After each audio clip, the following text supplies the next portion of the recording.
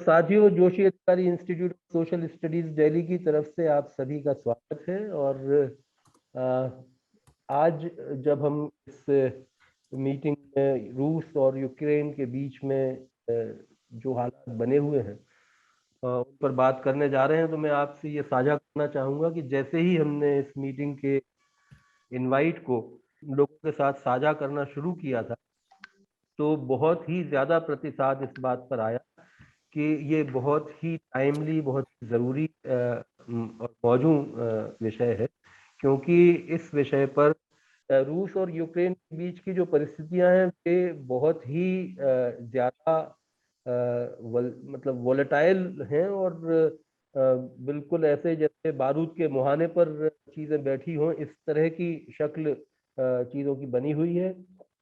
और कई महीनों से यानी एक कुछ 3-4 साल के अंतराल के बाद में फिर से कुछ महीनों से रूस और यूक्रेन के बीच के विवाद को इस तरह से प्रस्तुत किया जा रहा है मानो रूस एक आक्रमणकारी की हैसियत से, एक इंपीरियलिस्ट साम्राज्यवादी देश की तरह से यूक्रेन, जो कि उससे एक छोटा देश है, उसके ऊपर अपना कब्जा करने की कोशिश कर रहा हो। ये आमतौर पर मेन स्ट्रीम मीडिया और खासतौर से वर्नाकुलर मीडिया जो है उसके भीतर ये स्थितियां बनी हुई।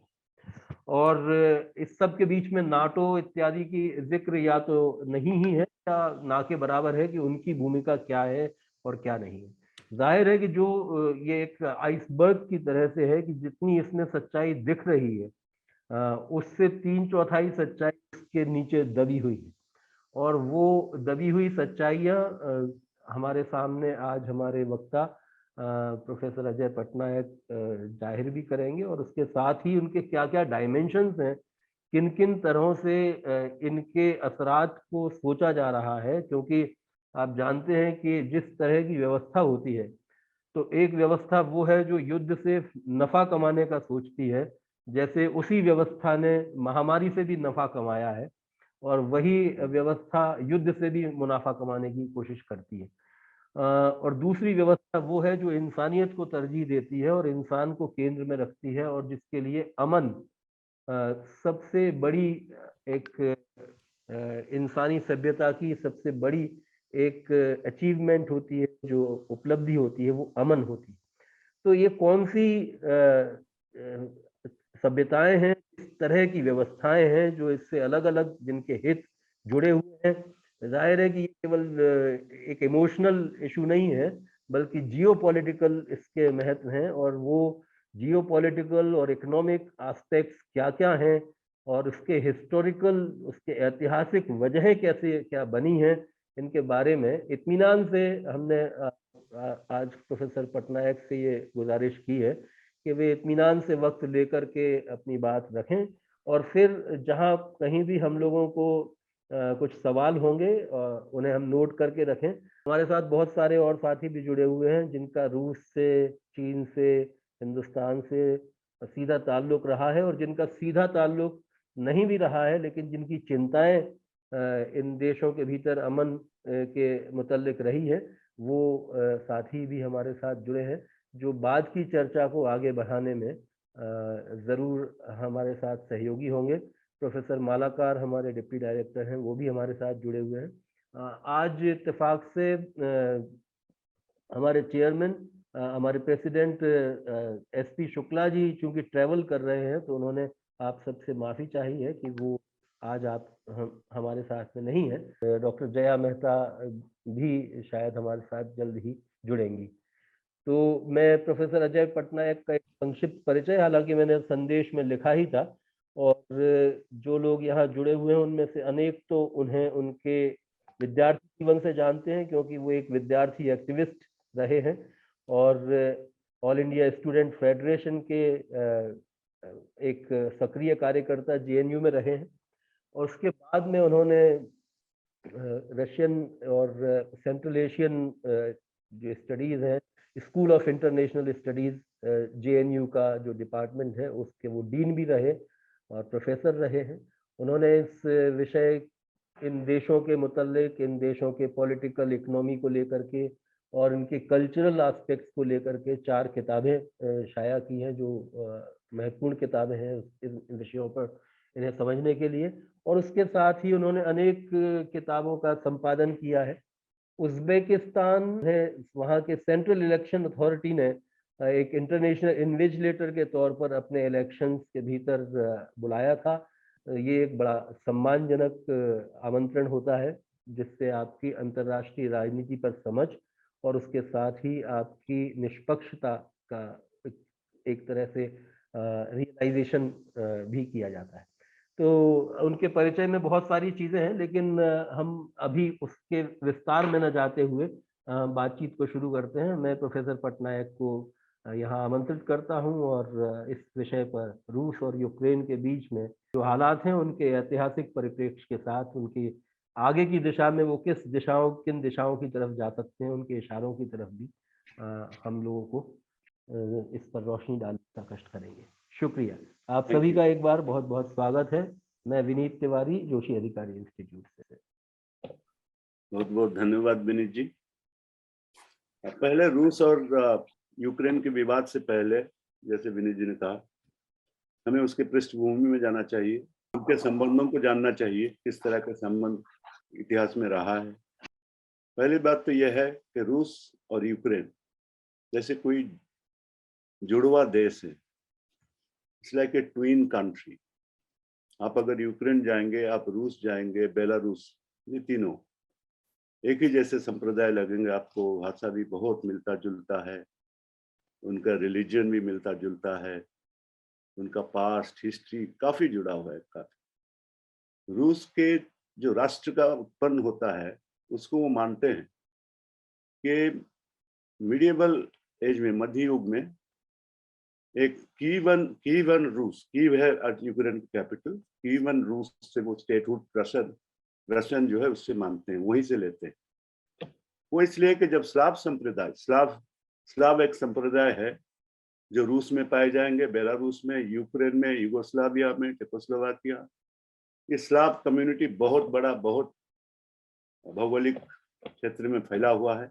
जब उनका एक्सपेंशन शुरू हुआ तो यूक्रेन की तरफ जब हुए तो ये स्टेट बना था। उसके बाद कई इतिहास में कई मोड़ लिए हैं। कभी पोलैंड लिथुआनिया का एक स्टेट था, उसके अंडर रहा यूक्रेन का हिस्सा, फिर पोलैंड के अंदर रहा, फिर क्राइमियन तातार रूल रहा। तो इस तरह के होके फाइनली रशियन एम्पायर में शामिल हुआ। तो रशियन एम्पायर में पूरी तरह इसके सारे हिस्से नहीं आए, क्योंकि जो समझौता होता रहा लड़ाई वगैरह के बाद, ये ऑस्ट्रियन एम्पायर और रशियन एम्पायर में पोलैंड को बांट दिया गया। इनफैक्ट 3 हिस्से में रशियन एम्पायर भी था। पोलैंड को जब बांटा गया, पोलैंड के ईस्टर्न पोलैंड के जो हिस्से थे यूक्रेन के, वो भी उसके साथ थे। ये इतिहास है जहाँ पृष्ठभूमि है, जहाँ रूस से कई समय अलग भी रहा है, कुछ समय साथ भी रहा है। सेकंड वर्ल्ड वॉर से पहले वो ईस्टर्न पोलैंड में कुछ हिस्से थे जो वेस्टर्न यूक्रेन कहते हैं, जिसको पश्चिमी यूक्रेन। फिर हिटलर के आर्मी जब मार्च किया यूक्रेन के अंदर तो काफी हिस्सा उसके अंदर गए। फिर जब हिटलर के आर्मी को रोल बैक किया गया तब जाके फिर यूक्रेन को सोवियत संघ में शामिल किया गया, एक रिपब्लिक था ही, और हिस्से उसके अंदर जुड़ते गए। मेरा ये कहने का मतलब ये है कि यूक्रेन और रशिया के मेन रिलीजन है ऑर्थोडॉक्स क्रिश्चियनिटी। ये कैथोलिसिज्म या प्रोटेस्टेंटिज्म से अलग। ये ग्रीक ऑर्थोडॉक्स चर्च से शुरू होके फिर रशियन एम्पायर ने उससे अपने आप को अलग करके रशियन ऑर्थोडॉक्स चर्च किया था। सो इनकी एक स्वतंत्र पहचान है। जहां जहां स्लाविक लोग हैं वो ऑर्थोडॉक्स क्रिश्चियनिटी के फॉलोअर हैं। पर जो हिस्सा करीब करीब बहुत समय तक अलग रहा है यूक्रेन का, पोलैंड के साथ रहा है या उस बाहर रहा है, उसके अंदर डिफरेंट रिलीजियस कम्युनिटीज हैं जो डोमिनेंट है वहां, वो है रोमन कैथोलिक्स। सो आप ये समझिए कि 1990 में जब यूक्रेन अलग होता है सोवियत यूनियन से, या सोवियत संघ टूटता है उसके बाद 1991 में, तब यूक्रेन के अंदर ये जो डिवीजन था, एक वेस्ट एंड ईस्ट, ये हमेशा रहा है। ऐतिहासिक कारणों के वजह से ये आइडेंटिटी का डिफरेंस जो है हमेशा रहा है। और ये 1991 के बाद और गहरा होता चला जा रहा है, ये जो डिवीजन ऑफ आइडेंटिटी। क्योंकि ईस्टर्न यूक्रेन में क्या है, ईस्टर्न यूक्रेन में रशियन स्पीकिंग पॉपुलेशन बहुत है।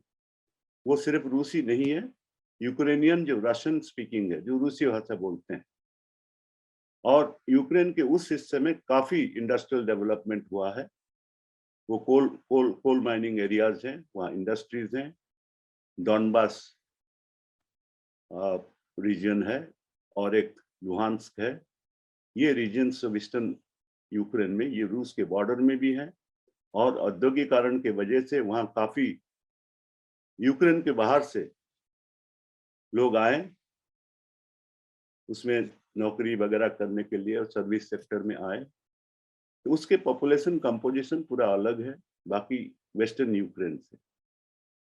ये डिवीजन जो है शार्प होता गया, और ये जो डिवीजन है और बढ़ता जा रहा है, इसको यूनाइटेड स्टेट्स और उनके थिंकर्स ने इसको यूटिलाइज करने की कोशिश की। इसका सबसे बड़ा शुरुआत होता है, मैं जब इसके ऊपर हमने काफी लिखा यूक्रेन के ऊपर 2014 के इशू के टाइम भी, उससे पहले भी। ब्रेजिंस्की नाम के एक व्यक्ति थे जो अमेरिका के टॉप माइंड माने जाते थे, स्ट्रेटेजिक थिंकर, जिग्न्यू ब्रेजिंस्की, जो नेशनल सिक्योरिटी एडवाइजर थे निक्सन के टाइम। और उसके बाद भी हमेशा कोई भी प्रेसिडेंट, कोई भी एडमिनिस्ट्रेशन हो, नेशनल सिक्योरिटी वगैरह के इश्यूज में ब्रेजिंस्की का काफी इन्फ्लुएंस रहा है। ब्रेजिंस्की 1997 में एक किताब लिखे, वो किताब का नाम भी जो इतना खुले तौर से लिखा है, वो किताब कभी पढ़ेंगे, बहुत इंटरेस्टिंग है। उसका नाम है grand chess board. Chess board कौन सा एरिया है? चेस बोर्ड उसने, ये जो सोवियत यूनियन के बाद जो रिपब्लिक्स थे उसको ग्रांड चेस बोर्ड कहता है। उस पे हमें चेस खेलना है। और उसी समय कुछ साल पहले कस्पियन एनर्जी का डिस्कवरी काफी बड़े पैमाने पे हुआ था। ये कस्पियन रीजन में, कस्पियन रीजन खाली कस्पियन सी नहीं, उसके साथ जो रिपब्लिक्स लगे हुए हैं, उसमें रूस है, उसमें ईरान है, उसमें कजाकिस्तान है, तुर्कमेनिस्तान है, और मेनली अजरबैजान भी है। ये सारे कंट्रीज जो है वो कस्पियन रीजन स्टेट्स माने जाते हैं, लिटरल स्टेट्स। यहाँ काफी एनर्जी का जब आया, आंकड़े एस्टिमेट सब आने लगे, एक बहुत बड़ा, ये अमेरिका के लिए जरूरी था कि इस एरिया को इन्फ्लुएंस किया जाए। ऐसा नहीं कि अमेरिका को कोई एनर्जी की जरूरत है दुनिया से, उनके पास बहुत है, बट एनर्जी को कंट्रोल करने से दुनिया के बहुत सारे, वो जियोपॉलिटिक्स को जैसे कंट्रोल करते हैं बहुत बहुत अलग रीजन्स में, जैसे मिडिल ईस्ट में किया था या वेस्ट एशिया में, उसी तरह इस रीजन को कंट्रोल करने के लिए एनर्जी एक फैक्टर बन के आया। बट एनर्जी से ज्यादा महत्वपूर्ण मुद्दा मैं मानता हूँ कि ब्रेजिंस्की का जो थॉट था वो धीरे धीरे आगे बढ़ाया गया अमेरिकन एडमिनिस्ट्रेशन के द्वारा। 1904 में, ध्यान रखिए, 1904 में मैकाइंडर नाम के एक ज्योग्राफर थे जिनको जियोपॉलिटिक्स के फादर माना जाता है, ब्रिटिश थे। उन्होंने कहा, यूरेशिया में डिटेल में नहीं जाऊंगा, कि ये हार्टलैंड है, ये हार्टलैंड को जो कब्जा करेगा वो दुनिया पर राज करेगा। ये उसका हार्टलैंड थ्योरी है।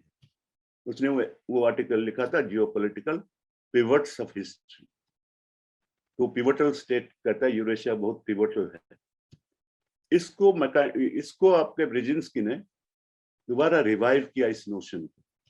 जो नोशन विभिन्न रूप में आया, पर डायरेक्टली लोग जियोपॉलिटिक्स नहीं कहते थे कोल्ड वॉर के समय, क्योंकि हिटलर के वजह से जियोपॉलिटिकल टर्म्स को लोग यूज करना बंद कर दिए थे। फिर से रिवाइव हुआ, वो रियलिज्म, न्यू रियलिज्म, इस तरह के पॉलिसीज के थ्रू आया।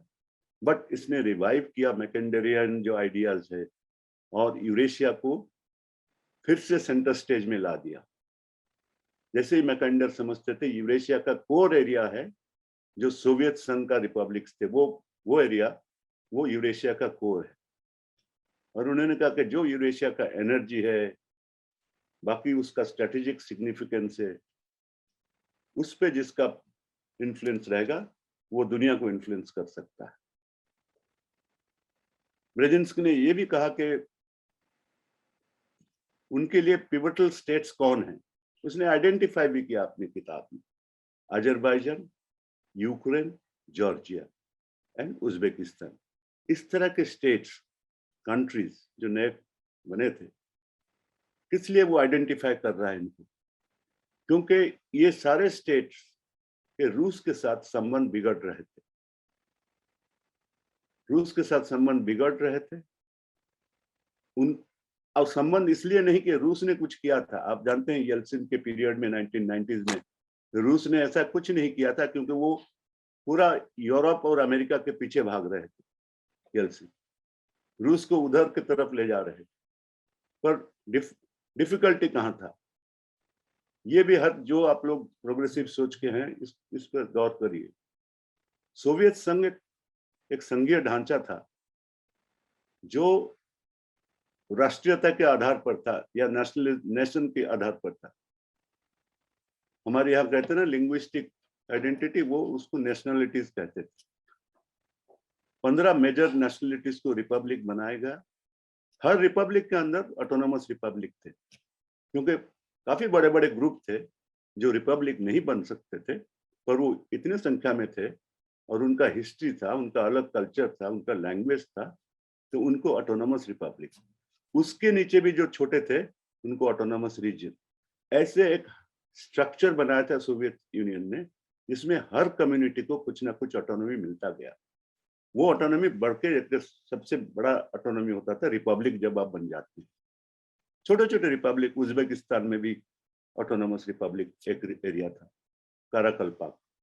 रूस में अभी भी 26 रिपब्लिक वो कहते हैं, उस वक्त ऑटोनोमस रिपब्लिक कहते थे। 26 अभी हैं।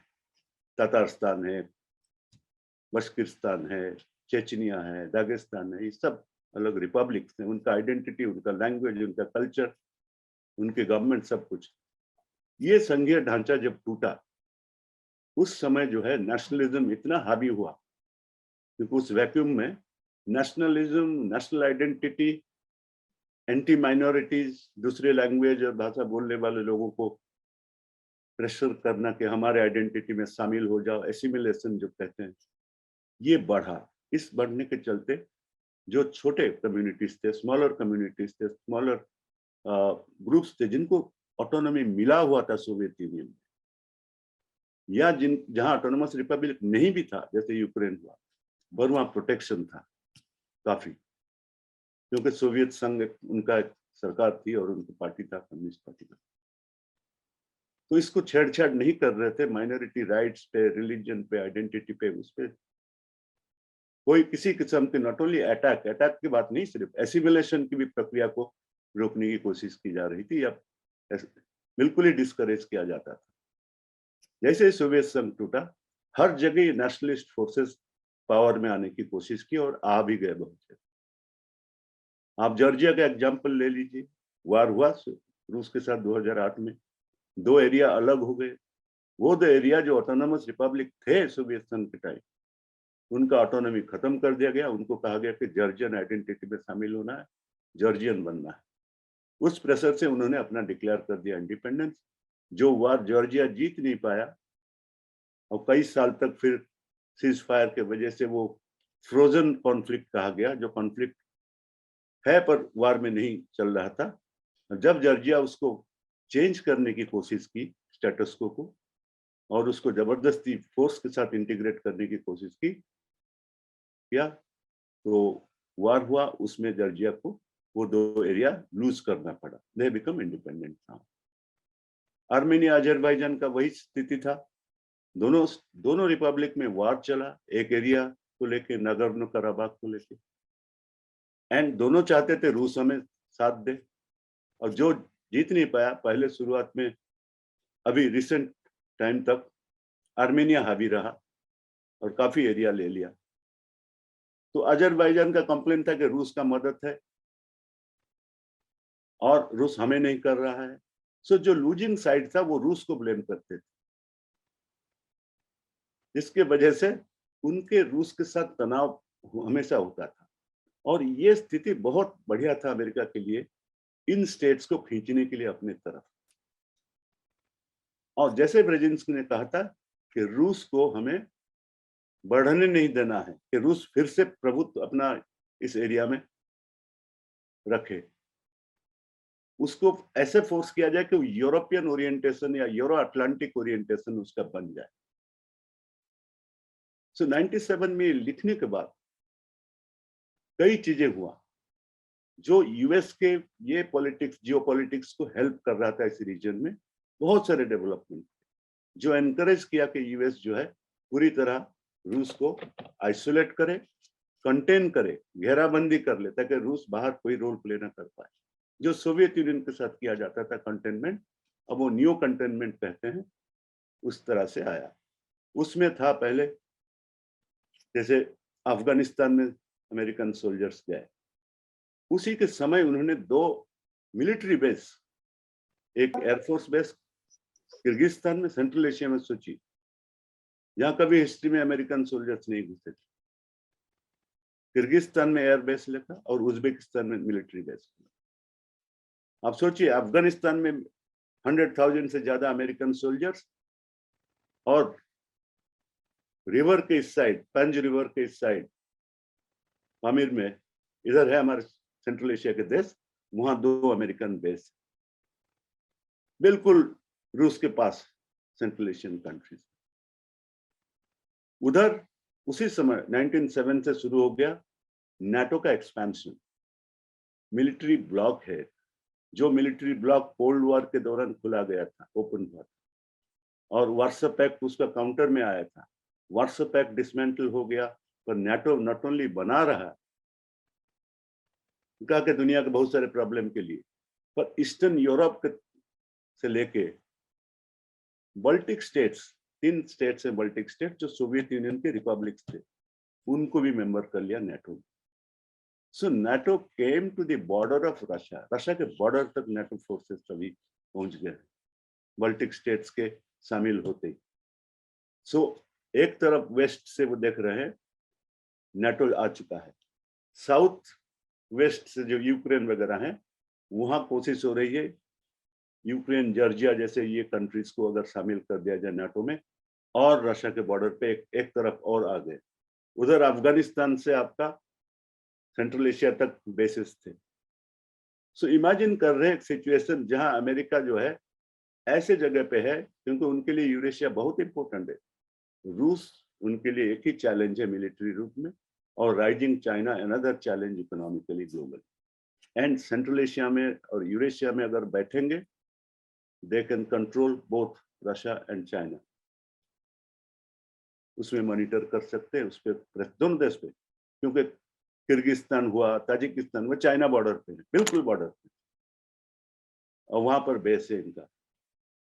Fortunately for that reason and for the world कि ये बेसिस क्लोज हो गए।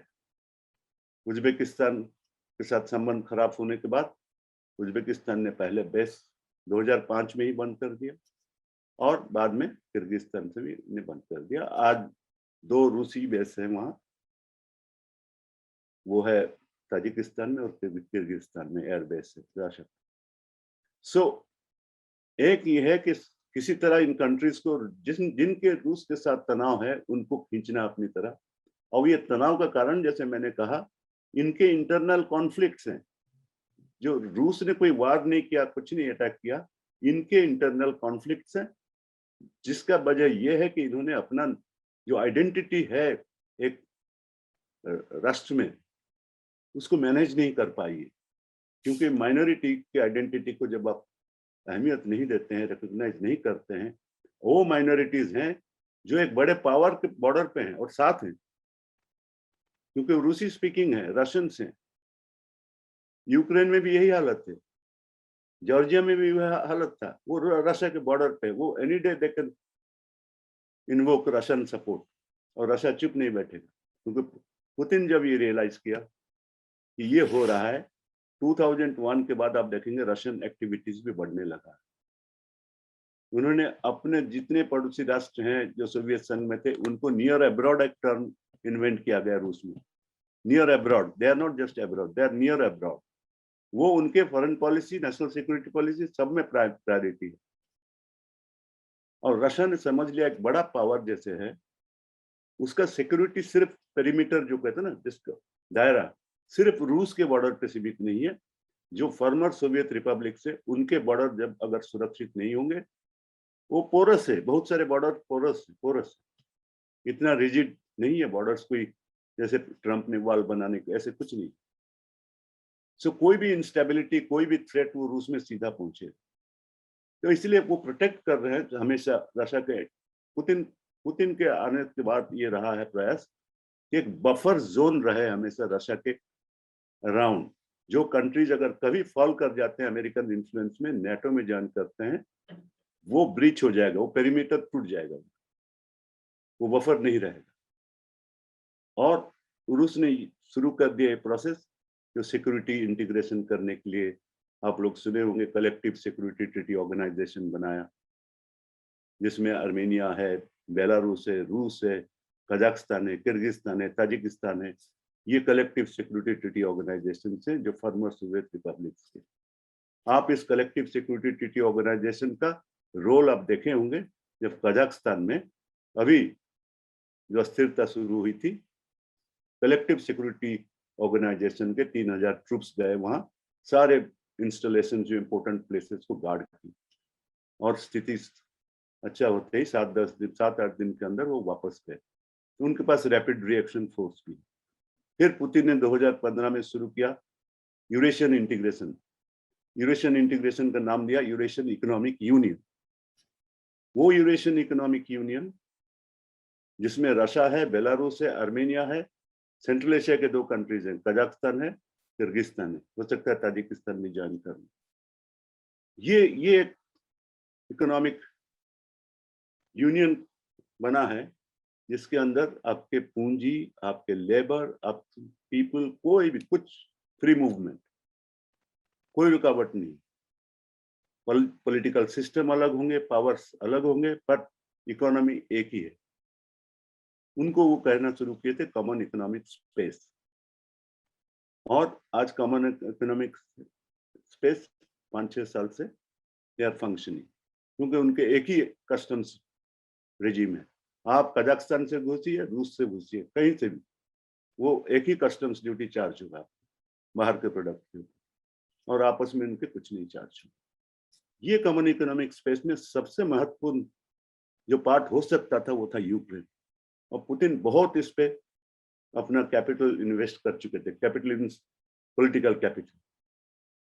यूक्रेन सोवियत यूनियन का सेकंड लार्जेस्ट इकोनॉमी था, कंट्री था, बहुत डेवलप्ड था। उसको वो अगर आ जाता तो कॉमन इकोनॉमिक स्पेस का जो प्रोग्रेस होता है वो रैपिड होता, और कंट्रीज ज्वाइन करते, यूक्रेन एग्जाम्पल बनता। ये सारे अमेरिकन ने कंटिन्यूसली ट्राई किया यूरोप, यूक्रेन वगैरह को कैसे उस तरह के इंटीग्रेशन प्रोसेस से अलग रखें। So containment of Russia, secondly not allowing a common economic space to come up, common economic space ना आ पाए। ये सारे प्रयास जो है उसको मदद कैसे हुआ अमेरिका? रेजिम चेंज, एक अद्भुत इन्होंने प्रोसेस शुरू किया, इसको कहते हैं रेजिम चेंज हम लोग कहते हैं, पर वो कलर्ड रेवोल्यूशन का नाम दिया गया। कलर रेवोल्यूशन पहले शुरू हुआ जॉर्जिया में। सारे जगह इन्होंने लीडरशिप चेंज किया। जो थोड़ा सा भी रूस के तरफ जिनका झुकाव था, संबंध अच्छे बनाने की कोशिश कर रहे थे, उन सब जगह उन्होंने रेजिम चेंज के लिए प्रयास किया।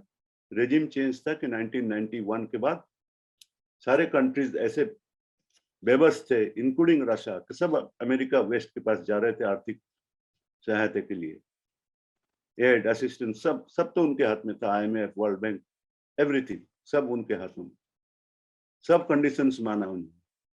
उन कंडीशन में ये भी था कि जितने एनजीओ हैं, civil society, US funded NGO, western funded NGO, वो बहुत इन देशों में एक्टिव थे।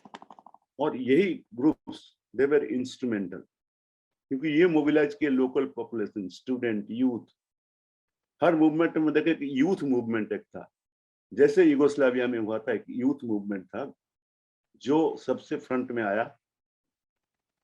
उसी तरह इन सारे देशों में there were youth big youth organisation उनको मोबिलाइज करता है, उनको यूएस में भेजा जाता था, ट्रेन, लीडरशिप ट्रेनिंग सब कुछ करके they were already ready. And जब मौका आया, जब इलेक्शन हुआ, and there is a possibility कि ये लीडरशिप जो है चेंज होके जो प्रो रशियन कुछ कोई आ जाए, तो उन्होंने मूवमेंट किया, प्रोटेस्ट किया। ये जॉर्जिया में हुआ, उसका नाम दिया गया रोज रेवोल्यूशन। ये यूक्रेन में नेक्स्ट ईयर हुआ 2004 में, उसका नाम दिया ऑरेंज रेवोल्यूशन। ये किर्गिस्तान में हुआ, उसका नाम दिया गया ट्यूलिप रेवोल्यूशन। तो इस तरह के बड़ी फैंसी नाम्स देके लोग उसी तरह के ड्रेस पहन के प्रोटेस्टर्स आए, और ये जो है open funding, openly American ambassador Kyiv में आके या जॉर्जिया में they were distributing sandwiches to protesters. कोई देश का फॉरेन कंट्री का ambassador was playing open active role. The moment the protest started, entire west पूरे कोरस के साथ कहा ये इलेक्शन सही नहीं हुआ था, इसमें काफी गड़बड़ी हुई थी, इसको रिकॉग्नाइज नहीं किया जाएगा, और दबाव मेंटेन करते रहे, और ये जो प्रोटेस्ट था उसका हौसला बढ़ाते रहे। जॉर्जिया में सक्सेस के बाद यूक्रेन में ट्राई किया गया। यूक्रेन में भी उन्होंने फोर्स किया प्रेसिडेंट को, गोली नहीं चलाया, वो कहा कि मैं इलेक्शन दोबारा करवाता हूँ जीतने के बाद थोड़ी दिन में। और उस वक्त ये जो माहौल बना है उसमें दूसरा आया जो प्रो अमेरिकन प्रेसिडेंट। ऐसे ऐसे प्रेसिडेंट आए, आप इमेजिन नहीं कर सकते हो। अमेरिका ने, कोई अमेरिका में लॉयर था, वो जॉर्जिया में प्रेसिडेंट बना। कोई कहीं एक्टिंग कर रहा था यूएस वगैरह में, बाहर से लाके इम्प्लांटेड प्रेसिडेंट्स। अब वो इतना ज्यादा एंटी रशियन हुए, सो रशिया के साथ रिलेशनशिप अच्छे होने का कोई संभावना नहीं था, because of the new regimes. जो नया, जो कहते हैं ना, ये जो प्रो वेस्टर्न रेजिम्स है, कभी रशिया के साथ संबंध अच्छे नहीं दे किया और बिगाड़ता रहा। और मैं यूक्रेन का बात करूं, ये बहुत ही अजब चीज है जिसको इन्होंने 2014 में हटाया। 2014 में यानुकोविच को 2 बार हटाया गया, सोचिए, जीतने के बाद 2 बार। जो पहला रेवोल्यूशन हुआ था 2004 में, वो जीता था, उसको फोर्स किया गया, दोबारा इलेक्शन किया। और नतीजा क्या हुआ उस इलेक्शन के बाद? ये जो बहुत फेवरेट थे अमेरिका के, ब्लू आइड बॉय, युशेंको करके नाम है उनका, ये प्रेसिडेंट थे। इन्होंने यूक्रेन को मतलब बर्बादी के दिशा में, क्योंकि रूस के साथ संबंध खराब करते गए, और इनके सबसे ज्यादा ट्रेड रूस के साथ है यूक्रेन का, क्योंकि इनके प्रोडक्ट बाहर कौन खरीदेगा यूरोप में? कुछ भी नहीं। उसका हालत खराब होता गया, उनका डेट बढ़ता गया, डेफिसिट बढ़ता गया, और लोन के संभावनाएं ये बना दिया दूसरों से डेट लेने का। तो 2004 में इनको हटाने के बाद आप सोचिए 2007 का इलेक्शन में पार्लियामेंट में वही जो आउस्टेड प्रेसिडेंट, उसका पार्टी है, पार्टी ऑफ रीजन्स कहते हैं, वो ज्यादातर यही ईस्टर्न रीजन से आते थे सपोर्ट, उनका बेस। उन लोगों को बहुत ह्यूमिलेशन हुआ कि जीता हुआ प्रेसिडेंट को इन्होंने भगाया और बाद में इलेक्शन करके हराया।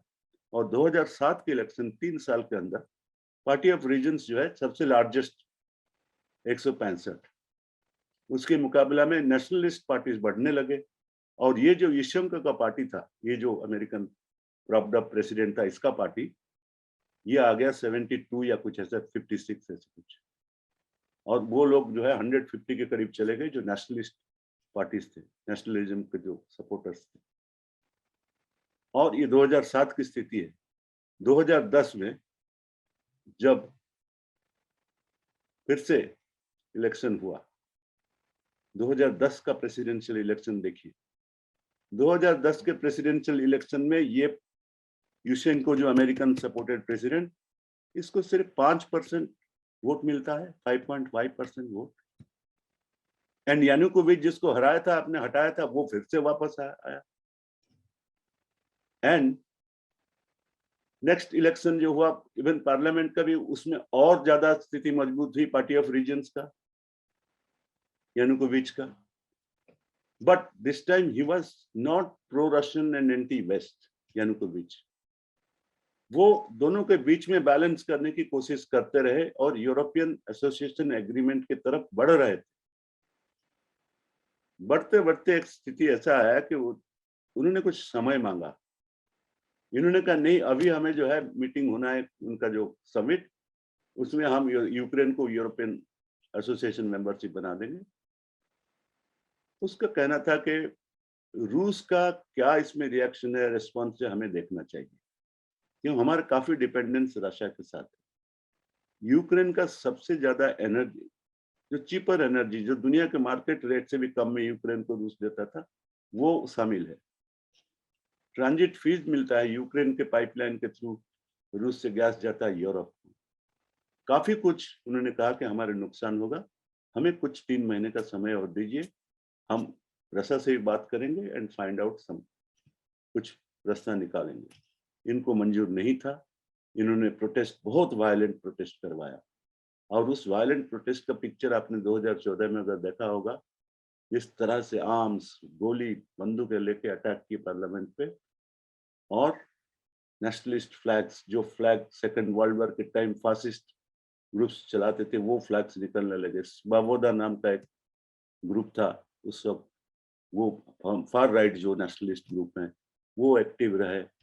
इसका नतीजा ये हुआ कि यूरोप ने जो समझौता किया भी यानुकोविच के साथ 24 फरवरी को, कि कैसे स्थिति को संभाला जाए, उसने कहा कि मैं इलेक्शन जल्दी कराऊंगा, प्रेसिडेंशियल इलेक्शन है, जो पूरा टर्म से पहले भी सब कुछ तय हुआ। उसके बाद अगले दिन जो है उसको इतना थ्रेटन और वायलेंस किया गया, वो रूस भाग गए। ही लेफ्ट फॉर रशिया, यानुकोविच। तब से देखिए ये जो फॉल्ट लाइन था कितना एक्टिव हो रहा है, क्योंकि ये जो एंटायर मूवमेंट, जो फासिस्ट मूवमेंट और नेशनलिस्टिक मूवमेंट, इसको लीड कर रहा था वेस्टर्न यूक्रेनियन जो ग्रुप्स हैं इस वक्त। और उसके लीडर्स जो पिक्चर, जिसके बंदेराज का पिक्चर रखते थे, बंदेराज जो है 1930s में फार राइट फासिस्ट जो ऑर्गेनाइजेशन ऑफ यूक्रेनियन यूनिटी करके बना रखा था, ये काफी जीव्स को ये ग्रुप्स, हिटलर का साथ दिए, जो आर्मी ऑक्युपाई किया था यूक्रेन के एरियाज, ये सब पोलैंड में काफी जीव्स को मैसेकर किया। ये सारों का ये था कि आफ्टर हिटलर्स डिफीट ये सब गायब हो गए, जल गए, जो भी हुआ। बट ये फार राइट ग्रुप्स फिर से हावी होने लगे इस पॉलिटिक्स में। और but the party of regions का जो लॉस हुआ, ये यूक्रेन का लॉस है, मेरा ये कहना है, क्योंकि आपके 2 बड़े इंडस्ट्रियल रीजन आप से अलग हो गए हैं, आप जीत नहीं सकते। Ukraine can not win like Georgia भी जीत नहीं पाया था, क्योंकि रशिया इन्वॉल्व है। No foreign power will come directly to get this areas, ये एरिया को छीन के वापस देंगे, ऐसा कोई स्थिति नहीं है रूस के सामने। तो ओनली होप था निगोशिएशन। मिन्स्क एकॉर्ड हुआ, बेलारूस के राजधानी मिन्स्क में एकॉर्ड हुआ उसी समय, इसमें कहा गया कि संघीय ढांचे को कैसे बरकरार किया जाए यूक्रेन के अंदर, इनके आइडेंटिटी को कैसे दिया जाए, डेमोक्रेटिक प्रोसेस को बहाल किया जाए।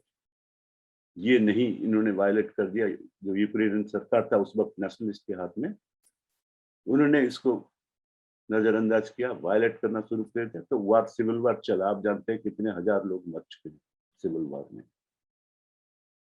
उसी समय और एक अमेरिका का लक्ष्य था, जो अमेरिका का लक्ष्य को ऐसे रिजेक्ट भी नहीं कर सकता हूं मैं, क्योंकि काफी हद तक उन्होंने इस प्रोसेस में क्या किया, कुछ स्टेट्स में जो नेशनलिस्ट को इन्होंने उभारा है, वो एंटी रशियन रेटोरिक चला है। Second world war time Ukrainian nationalist anti Russian, anti ज्यू, ये उनका नैरेटिव था, मोबिलाइजेशन का माध्यम था। आज रूस के खिलाफ तक थे, वो बढ़ रहे हैं, जो अमेरिका के पॉलिसी को सूट कर रहा है। तो इसलिए कुछ कंट्रीज को इन्होंने अपने पास काफी करीब ले लिया, क्योंकि रूस के साथ जितना तनाव बढ़ रहा है, जो ग्रुप अभी पावर में है वो प्रो अमेरिकन होते जा रहे हैं। ये यूक्रेन में भी हो रहा है, जॉर्जिया में हो रहा है। दूसरी बात यह है कि यूक्रेन के अंदर जो ब्लैक सी है, वो रशिया का लाइफ लाइन है। वर्ल्ड के ट्रेड के लिए रशिया का लाइफ लाइन माना जाता है ब्लैक सी, क्योंकि पूरे साल खुला रहने वाला दरिया वही, समंदर वही। बाकी रशिया के जितने पोर्ट्स हैं वो विंटर में फ्रोजन हो जाते, डिफिकल्ट हो जाते। ब्लैक सी पोर्ट, वार्म वाटर पोर्ट है, ब्लैक सी के थ्रू वो जाते हैं टर्की होके मेडिटेरेनियन, फिर दुनिया भर ट्रेड होता है। इसके लिए टर्की और रशिया के अंदर 19वीं सेंचुरी में कई लड़ाई हो चुकी है, वार भी हो चुकी है। तो रशिया किसी को ब्लैक सी में डोमिनेट करना नहीं चाहता कि कोई डोमिनेट करे। आपको याद होगा क्राइमिया वार हुआ था 1856-59। क्राइमिया वार के दौरान सेवास्तोपोल में जो सेवास्तोपोल इनका नौसेना था उसका डिफीट हुआ था, वहीं से रशिया हार गया था। वो वार इसलिए भी फेमस था कि नाइटिंगेल, फ्लोरेंस नाइटिंगेल जाके वहां सेवा की थी। उसके बाद ये जो नर्सिंग सिस्टम वगैरह शुरू हुआ। रशिया बहुत वरीड है कि कोई ब्लैक सी फ्लीट को उसका जगह से बेस, नेवल बेस से हटा दे। और यूक्रेन में ये होने के बाद रेजिम चेंज, लगातार ये प्रयास किया गया रूस को कि लीज को रिन्यू ना किया जाए या कम समय के लिए किया जाए। तो ये बहुत बड़ा एक रीजन था कि पुतिन क्राइमिया को लिया। क्राइमिया हमेशा रूस में था, सेंचुरी से मतलब। और 1954 में एक रूस यूक्रेन का पुराना स्टेटहुड जो था, कॉमन स्टेटहुड, उसके सेलिब्रेशन में इन्होंने दे दिया यूक्रेन को क्रुश्चेव में। और वहां रूसी तो हैं, आप रूस के एक हिस्सा को देंगे तो वहां तो रूसी लोग हैं लोग। वो लगातार रेफरेंडम कर रहे थे सोवियत संघ टूटने के बाद रूस में जोड़ने के लिए। रूस कभी रिकॉग्नाइज नहीं कर रहा, बट ऐसा स्थिति बना 2014 में। सिर्फ नेवल बेस की बात नहीं है, यूक्रेन को जो एंटायर हॉस्टाइल पॉलिसी रूस के तरफ, उन्होंने फाइनली रेफरेंडम वहां का जो हुआ, रूस का हो सकता है रूस की एनकरेजमेंट में हुआ हो, क्योंकि वो हमेशा मेजोरिटी वहीं उन्हीं की है, तो वो रूस में जाने के लिए इच्छा जाहिर किया, रूस ने ले लिया। तो the point I am making is, आप रेजिम चेंज कराए, रूस के खिलाफ करवा लिए, और दूसरा जितना तनाव जब भी हुआ है, आज भी आप ईस्टर्न यूरोप में अपना इन्फ्लुएंस बढ़ाते जा रहे हैं। आप पोलैंड में सोल्जर दे रहे हैं, आप रोमानिया में कर रहे हैं, आप बाल्टिक स्टेट्स में कर रहे हैं। आप देखेंगे slowly incrementally American influence on Europe, क्योंकि एक समय ऐसा था बीच में कि यूरोप के सारे देश अमेरिका के साथ रूस के खिलाफ नहीं। हमेशा ये अमेरिका को प्रॉब्लम हुआ कि यूरोप में डिवीजन है about Russia. Germany, France, Italy, इस तरह के देश जो है ना, जो पुराने यूरोप के देश हैं, ईस्टर्न यूरोप में नहीं है, वेस्टर्न यूरोप में, ये रूस के साथ बहुत तनाव नहीं चाहते। ये डिपेंडेंट है रशियन गैस के लिए। और इस यूक्रेन का जो पहला तनाव चल रहा था, क्राइमिया को जब रूस में शामिल कर लिया गया, उसके बावजूद भी एक पाइपलाइन ऐसे गया है 2000, सॉरी नॉर्थ स्ट्रीम 2 कहते हैं उसको, जो सी के नीचे से जा रहा है, और यूक्रेन बाल्टिक स्टेट किसी के थ्रू नहीं जाएगा, सीधा जर्मनी में गैस सप्लाई करेगा। नॉर्थ स्ट्रीम 2 ये कंप्लीट हो चुका है।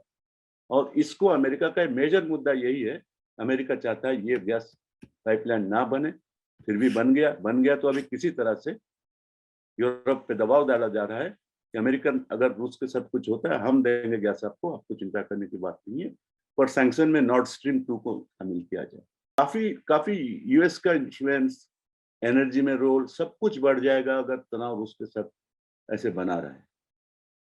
और ये शुरू हो गया था, जैसे आपका ऑरेंज रेवोल्यूशन हुआ 2009 में, गैस वार शुरू हो गया।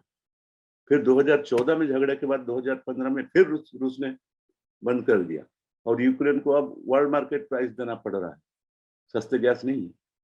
और चूंकि ट्रांजिट कंट्री है, बहुत बार गैस सप्लाई बंद कर देता है, रूस के ऊपर दबाव डालेंगे यूरोप, सप्लाई बंद कर दिया गया, तो रूस ने नॉर्थ स्ट्रीम 2 पाइपलाइन जर्मन और रूस मिलकर बनाए हैं। सो ये करंट तनाव जो है, इससे रूस का कुछ नहीं बिगड़ेगा फिजिकली, क्योंकि मिलिटरीली बहुत पावरफुल है। जो एरियाज है उनको भी छीन नहीं सकते, क्राइमिया को भी नहीं ले सकते। But in the process Europe के काफी कंट्रीज जो रूस के साथ अच्छे डिप्लोमेटिक रिलेशनशिप रखना चाहते हैं, ये इनके ऊपर एक दबाव पड़ेगा कि इंफॉर्मेशन वार आप देख ही रहे हैं रोज। आपने इराक में जैसे किया था ऐसे ही कर रहे हैं कि रूस कल तैयार है, ये डेट को हो सकता है। आपके अपने लोगों को कह दिया अमेरिकन को अब छोड़ दो, इसका असर क्या हो रहा है आप जानते हैं? जैसे हुआ है पिछले कई एक दशक से चल रहा है, ये यूक्रेन की इकोनॉमी खत्म होता जा रहा है, क्योंकि आपने यूक्रेनियन करेंसी का वैल्यू को डाउन कर दिया टोटली वर्ल्ड मार्केट में, क्योंकि आपने मार्केट में पैनिक क्रिएट किया। जो कैपिटल इन्वेस्टर्स थे वो आना नहीं चाहते हैं, उसका करेंसी का वैल्यू जो है बहुत लो हो चुका है।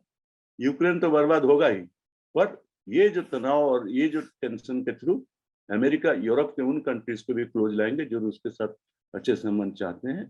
दूसरा है, अमेरिका जो है सोवियत संघ के बहुत सारे देशों को कोशिश करेंगे ये दिखाने के लिए रूस के साथ रहना अच्छा नहीं है, कभी भी आपका टेरिटोरी जा सकता है जो रूस के सीमा पर है।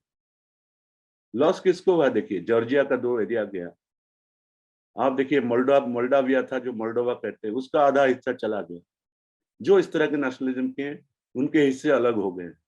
यूक्रेन का अभी 2 हिस्सा मतलब ईस्टर्न पार्ट जो है वो चला गया।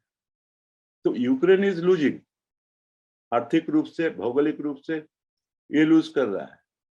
और यूक्रेन का प्रोडक्ट्स का ना यूरोप में वैल्यू बहुत है, कुछ है, कुछ प्रोडक्ट नहीं कुछ बेच सकते हैं कम्पीट करके। रूस के साथ ही है, रूस में 3 मिलियन यूक्रेनियंस हैं, उनके फॉरेन एक्सचेंज से काफी यूक्रेनियन इकोनॉमी को फायदा होता है। अमेरिका को फर्क नहीं पड़ता यूक्रेन लूज करे कि नहीं करे। अमेरिका का लक्ष्य, स्ट्रेटेजिक जो ऑब्जेक्टिव है, रूस को कंटेन करना है, एनसर्कल करना है, क्योंकि रूस के अंदर स्ट्रेटेजिक डेप्थ बहुत है। रूस बड़ा कंट्री, उसके इसीलिए पास जो छोटे छोटे कंट्रीज हैं उसमें प्रभाव बढ़ाना होगा। तो इवन बीच बीच में यूक्रेनियन प्रेसिडेंट भी कहते हैं कि नहीं, कोई ऐसा थ्रेट नहीं है, रशिया वार करेगा, ये करेगा, ऐसे फैलाने से हमारी इकोनॉमी को बहुत नुकसान हो रहा है। कौन सुनेगा? अमेरिका थोड़ी यूक्रेन जो पूरा डिपेंडेंट है, पूरा डिपेंडेंट, उनके बिना एड के, बिना हेल्प के वो नहीं कुछ कर सकते। सो मेरा आखिर में यही कहना है कि दिस कंट्रीज जो सोवियत संघ के पुराने कंट्रीज थे, उनके बीच जो सौहार्दपूर्ण वातावरण हो सकता था, इसका संभावना खत्म कर दिया American involvement in this region. जो इनके जो फॉल्ट लाइंस थे, उनके डिवीजन थे समाज के अंदर या देश के अंदर, उसको उन्होंने साइड लेके एक तरफ और ज्यादा उसको गहरा कर दिया। इसके वजह से वहां पर यूनिटी का अब चांसेस भी नहीं, कंट्री के यूनाइटेड होने का चांसेस भी नहीं। Internally forget about Russia America, तो कम्युनिटीज आ नहीं सकते। अब इतना लड़ाई, इतना मारकाट हो चुका है। और उधर नेशनलिस्ट पावर में जबरदस्त नेशनलिस्ट हैं, और वो माइनॉरिटी लैंग्वेज वाले, दूसरे लैंग्वेज वाले एरियाज में वो एक्सेप्टेबल नहीं हुए। और उनका मैंडेट 2 बार अपने मैंडेट को डिसऑनर किया और भगाया जो प्रेसिडेंट या पार्लियामेंट जीता था।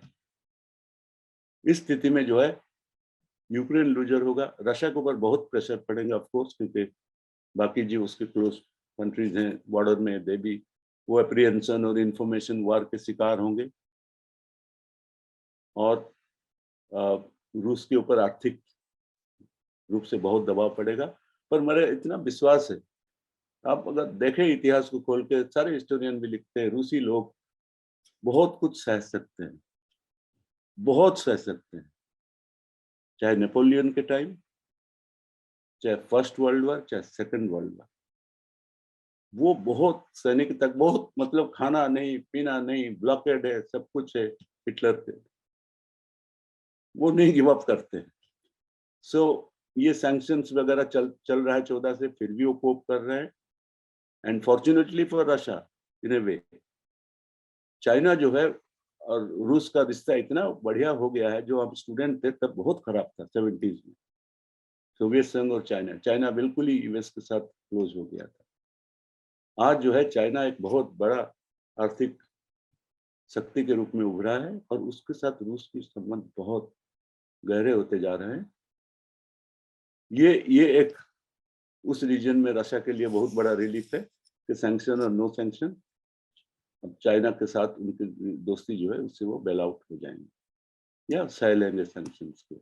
But loser mainly I think loser will be Ukraine. Thank you, शुक्रिया। शुक्रिया प्रोफेसर पटनायक। आपने बहुत ही सरल भाषा में और उसके जो विभिन्न पहलू हैं, जॉर्जिया और क्रीमिया से लेकर के अमेरिका के तक जो दूसरे महाद्वीपों में शामिल उनके इंटरेस्ट, उनके हित और उनके स्वार्थ आपने इस पूरे मसले पर बताए। और सबसे महत्वपूर्ण बात ये कि जो गैस का और जो पेट्रो प्रोडक्ट्स का जो जुड़ाव है यूक्रेन और रशिया का दूसरे यूरोपियन और गैर यूरोपीय देशों के साथ में, उनके असर भी युद्ध को रोकने में भी एक भूमिका अदा करते हैं। अगर वो युद्ध को एग्रीवेट करने की कोशिश करते हैं तो वो, क्योंकि जो कंट्रीज हैं उनके ऊपर बुरे असर भी पड़ रहे हैं। तो बहरहाल बहुत बहुत शुक्रिया। हमारे साथ में बहुत सारे साथी जुड़े हुए हैं और मैं उन सबके सवाल जरूर लेना चाहूंगा। पहले तो मैं आपको ये बता दूं कि कल ही वर्ल्ड पीस काउंसिल ने एक स्टेटमेंट इस पूरे मसले पर दिया है। और वर्ल्ड पीस काउंसिल आप जानते हैं रोमेश चंद्र के समय से बहुत ही महत्वपूर्ण एक दुनिया के मुख्तलिफ मुल्कों के बीच में शांति और अमन कायम करने की एक ऑर्गेनाइजेशन। उसका स्टेटमेंट मैंने चैट बॉक्स में साझा किया है। जो साथी यहाँ पर उसे डाउनलोड करना चाहे वे यहाँ से उसे डाउनलोड कर सकते हैं। और उस नूर ने अपना हाथ उठाया है। नूर जहीर हमारे साथ इंग्लैंड से, लंदन से जुड़ी हुई हैं। और आनंद शिंत्रे भी हमारे साथ में जुड़े हुए हैं। आनंद रूस भी रहे हैं और चीन भी रहे हैं, तो उनके अपने अनुभव भी हैं। तो मैं पहले नूर को बुलाता हूँ, फिर आनंद को बुलाता हूँ, और तब तक मैं जो चैट बॉक्स में सवाल हैं उनको इकट्ठा करता हूँ। तो पहले नूर अपने आप को अनम्यूट कर चुकी हैं, और नूर अपनी बात रखें प्लीज। बहुत शुक्रिया विनीत, बहुत शुक्रिया कॉमरेड पटनायक। बहुत ही अच्छा एक लैंग्वेज से लेकर के सोशल और इकोनॉमी और फिर जो तेल का और गैस का जो ये है, और फिर उसके बाद जो हिस्ट्री हुई पिछले 100 सालों में, उसका एक वसी दायरा खींचने के लिए बहुत शुक्रिया। मैं यहाँ पर लंदन में मुस्तकिल देख रही हूँ किस तरह से जंग को उकसाया जा रहा है। बोरिस जॉनसन किस तरह से मुस्तकिल लगे हुए हैं कि किसी तरह से बस जंग छिड़ जाए। उन्होंने अपने फौजी भी भेज दिए हैं, और वो जो साहिर ने कहा है कि बहुत दिनों से है ये मशगला सियासत का कि जब जवान हो बच्चे तो कत्ल हो जाए। तो वो 900 ट्रूप्स पहुंच गए हैं और वो तैनात हैं, जैसे कि रूस जो है वो ये करने वाला है। लेकिन मेरा सवाल जो है वो चीन और रूस के जो इस दौरान बातचीत हुई है, और जिससे ये लग रहा है, जो आपने भी पॉइंट आउट किया कि वो एक चाइना एक बड़ी फोर्स है पूरी दुनिया में। क्या ऐसा मुमकिन है, क्या आपको ऐसा लग रहा है, जितनी आपकी जानकारी है उसके, कि एक वक्त में रूस और चाइना की एक साझेदारी हो जाए जिससे दुनिया फिर एक बाइपोलर की तरफ ताकतों की तरफ बढ़े? क्योंकि हमने देखा कि जिस वक्त ये सिंगल अमेरिका पूरा ये नहीं था, उस वक्त दुनिया बेहतर थी। और चाहे हम फिलिस्तीन के हवाले से देखें या अफ्रीका में अलग अलग मुल्कों में जो हुआ उसके हवाले से देखें, तो एक बेहतर दुनिया थी। मैं सिर्फ कम्युनिस्ट होने के नाते ये नहीं कह रही हूँ, लेकिन तो क्या ऐसा मुमकिन है कि ये दोनों मुल्कों के, बड़े मुल्कों की, ये समझ में आए कि हम लोग अगर मिल जाएंगे तो हम और भी बड़ी ताकत बनेंगे, और फिर ये जो हमारे बोरिस जॉनसन चुटभइये हैं, उस तरह के लोगों को जो आप कह रहे हैं कि हंगरी को उकसाते रहेंगे, यूगोस्लाविया को उकसाते रहेंगे और एक तनाव पैदा करते रहेंगे, उनको रोका जा सके? देखिए, मेरा मानना है कि रूस और चाइना कोई मिलिट्री अलायंस नहीं बनाएंगे। अच्छा। जैसे नाटो टाइप के। रूस मजबूरी में काफी चाइना की तरफ गया है, डिपेंडेंट होता गया है, क्योंकि एनर्जी का मार्केट बहुत बड़ा है चाइना, और बॉर्डर में पाइपलाइन रशिया का है, वहां चाइना को अब डायरेक्ट। सो मुझे नहीं लगता, इसलिए रूस चाइना में बहुत कॉन्ट्रडिक्शंस है, बहुत कॉन्ट्रडिक्शंस हैं आपस में। बहुत सारी चीजें रशिया भी समझ रहा है, जैसे सेंट्रल एशिया है, वहां चाइना का इन्फ्लुएंस बढ़ रहा है। काफी स्कॉलर्स लिखते हैं कि वो रशिया भी जान रहा है कि ये एक वार्निंग सिग्नल है कि रशिया के नेबरिंग जो कंट्रीज हैं, जो इन ए वे उसका स्फीयर ऑफ इन्फ्लुएंस कह लीजिए, या उसके जो जहां जहां वो इंटीग्रेट करना चाहता है उस एरियाज को, वहाँ China in future can become very very powerful counter force. ये रशियन स्ट्रेटेजिक थिंकिंग में ये है। पर सैंक्शन इतना पिंच किया है रशिया को कि उनको मार्केट चाहिए। उनके दो ही चीज प्रोडक्ट्स हैं जो बिक सकते हैं, एक है वेपन्स, एक है एनर्जी, और दोनों चाइना खरीद रहा है। सो बहुत बड़ा जो सहूलियत कहते हैं रूस के लिए ये है कि चाइनीज मार्केट जो है अवेलेबल है बहुत बड़े पैमाने, और इसलिए एक पॉलिटिकल ग्राउंड बनता जा रहा है जहां चाइना रशियन कंट्रोडिक्शन को मिनिमाइज किया जा सके। इसीलिए चाइना को यूरेशियन इकोनॉमिक यूनियन में जो स्पेशल फ्री ट्रेड एग्रीमेंट के लिए बातचीत चल रही है, इंडिया भी कर रही है, so they can get special access to Eurasian economic union market in those country.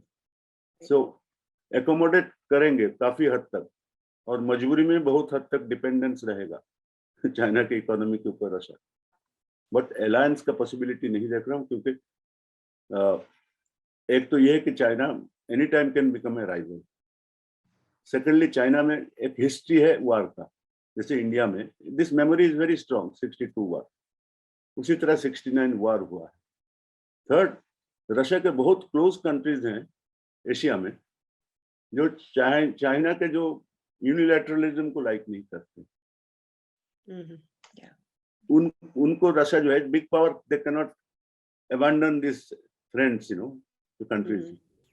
तो कोई बड़ा पावर लॉन्ग टर्म स्ट्रेटेजी रखेगा, शॉर्ट टर्म गोल के लिए उनको इंडिया हो चाहे अदर कंट्रीज हो, वियतनाम हो, इनको एलिनेट नहीं करना चाहिए। ये सब बढ़िया। शुक्रिया बहुत, थैंक यू।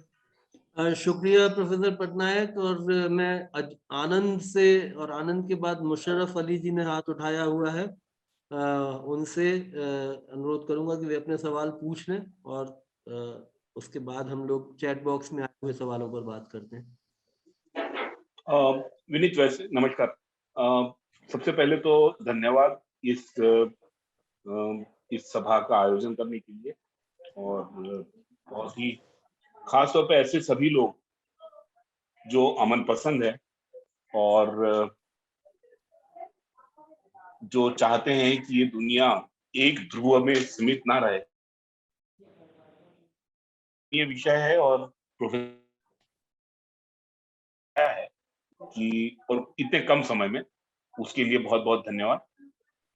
मेरा प्रश्न मैंने ऐसे चैट बॉक्स में डाल दिया है, तो उसको आप उस क्रम में जैसे भी आपको उचित लगे उसको आप ले सकते हैं।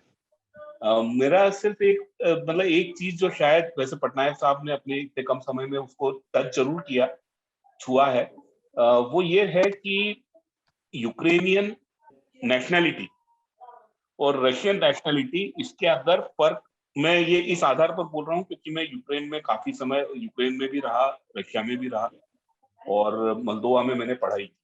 एक तरह से सोवियत संघ के भीतर रहते हुए यूक्रेनियन नेशनलिटी अपने आप में कोई बहुत बड़ी मतलब नेशनल आइडेंटिटी की तरह नहीं था, जबकि दूसरे रिपब्लिक, दूसरे जो गणराज्य थे, वहां पे फिर भी नेशनलिस्ट मूवमेंट काफी तेज थी। ये बात जरूर है कि वर्ल्ड वॉर 2 के वक्त, द्वितीय महायुद्ध के वक्त, वहां पे यूक्रेनियन नेशनलिटी को लेकर बहुत सीरियस प्रोटेस्ट भी हुए थे, और उन्होंने कोलैबोरेट भी किया नाजी जर्मनी के साथ। खैर, संक्षेप में मैं इस विषय पर ज्यादा नहीं जाऊंगा, लेकिन मेरा ये मानना था कि यूक्रेन की आम जनता, और यहाँ पे वहां पे आम तौर पे जो बोलचाल की भाषा बोली जाती है, खासतौर पे यूक्रेन के शहरों में, वो इतनी ज्यादा रूसीकृत है कि आप भेद नहीं कर पाओगे कि कौन रूसी है कौन यूक्रेनी है। तो वहां पे ये जो कॉन्फ्लिक्ट है, मेरा सिर्फ इतना एक मानना है कि ये कॉन्फ्लिक्ट जो है वो आम यूक्रेनियन जनता या आम रूसी जनता के लिए ये कॉन्फ्लिक्ट सिर्फ सियासी कॉन्फ्लिक्ट है। आम जनता नहीं चाहती है कि वो रूस के ध्रुव से बाहर निकले। ये जरूर है कि नाटो और खासतौर पे यूरोपियन यूनियन से जो गाजर उनको दिखाए जा रहे हैं, उसकी वजह से या वो दिखा के पॉलिटिशियंस अपना मतलब साध रहे हैं। सवाल मेरा सिर्फ यही था कि इस सब का हिंदुस्तान के जियोपॉलिटिकल इंटरेस्ट और इकोनॉमिकल इंटरेस्ट पे क्या असर है, और खास तौर पे how do we see the world peace with this conflict coming up, and what would be the new economic order if this continues? That was all. शुक्रिया आनंद। और मैं चूंकि इस संबंध में ही कुछ और सवाल चैट बॉक्स में भी हैं तो मैं उनको भी पढ़ देता हूँ। साथ ही दीपक हैं जो कहाँ से हैं, अगर वो चैट बॉक्स में अपना पूरा लिख देंगे तो बहुत अच्छा रहेगा आगे जुड़ने के लिए। उन्होंने भी पूछा है कि भारत की संपूर्ण प्रकरण पर क्या नीति है। और फिर उसके बाद में नूतन आनंद जी जो पूर्णिया से हमारे साथ जुड़ी हुई हैं, लेखिका हैं, उन्होंने भी पूछा है कि इस विवाद का भारत पर क्या दुष्प्रभाव पड़ेगा। और अनिल हाथू जो बिहार से ही हैं और कवि हैं, उन्होंने भी भारत की अर्थव्यवस्था पर इसके क्या दूरगामी प्रभाव होंगे ये पूछा है। ईशान खाबर्डे जो एक स्टूडेंट हैं और इंजीनियरिंग स्टूडेंट हैं, उन्होंने इंदौर से हैं और म्यूजिशियन भी हैं, उन्होंने पूछा है will Indian government be silent on this issue to like they were on Taliban coup in Afghanistan. और आनंद का सवाल हमने सुना ही है। अरनाम सिंह जी जो वरिष्ठ पत्रकार हैं, उन्होंने भी ये सवाल कहा है कि भारत की इस सब सिलसिले में क्या भूमिका रहेगी।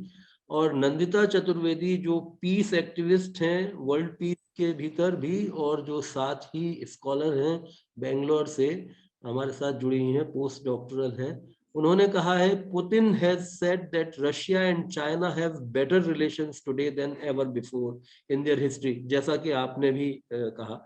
I think their alliance is not only strategic but to a good extent one built on shared principles of moving toward a multipolar and more just world, just as Noorji said.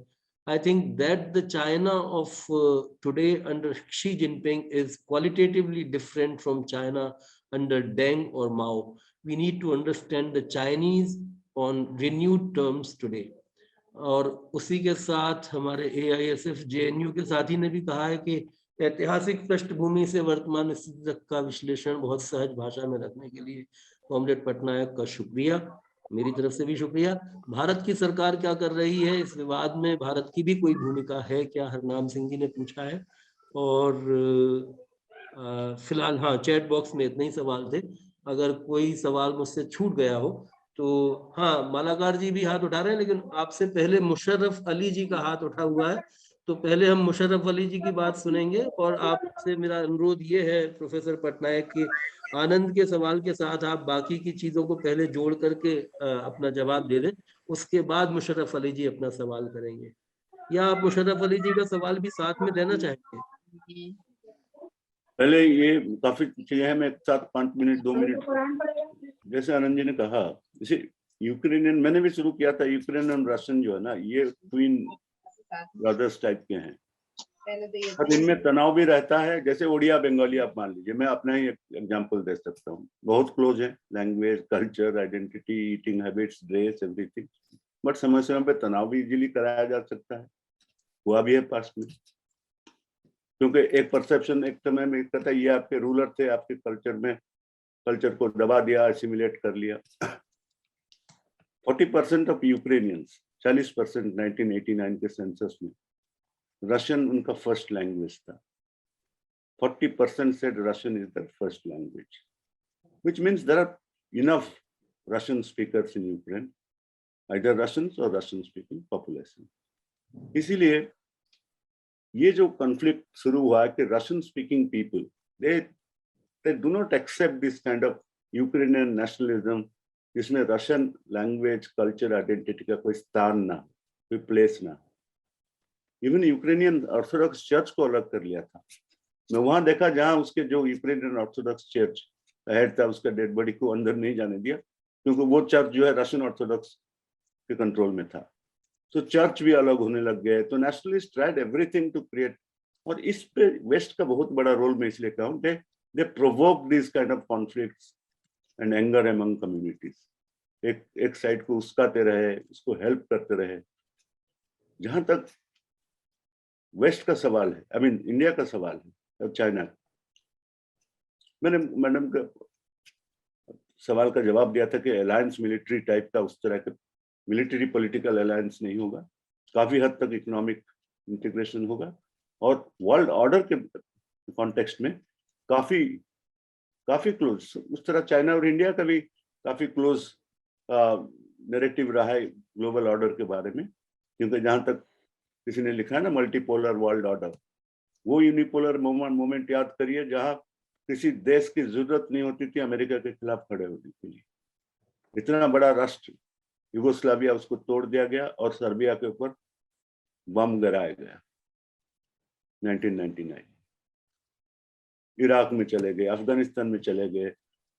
तो एक स्थिति ये था जो unipolar moment था दुनिया के history में, ग्लोबल ऑर्डर में।